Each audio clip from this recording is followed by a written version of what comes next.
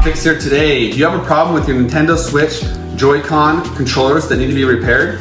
I have a free and easy way to get these fixed. Alright, so I submitted a claim online to Nintendo to let them know of the problems that we had. And we got these two controllers back.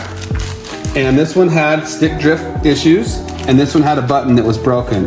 And it came back with these letters that said that we verified your problem and repaired or replaced the defective components. This one, these two here, we both believe are actually brand new controllers. So I'm not sure if that's exactly what you'll get, but these came back to us and they look like they're actually brand new controllers.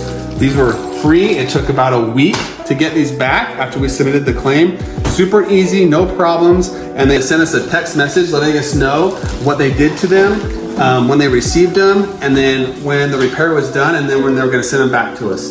So awesome, simple, and easy. So I've seen a lot of videos on YouTube of people trying to fix them, you know, rigging in a bunch of different like card stock and things like that to fix them themselves. Don't do that. Just send a simple submission claim to Nintendo to have them fix them, and you'll get either brand new controllers or brand new components for your controllers. Problem fixed.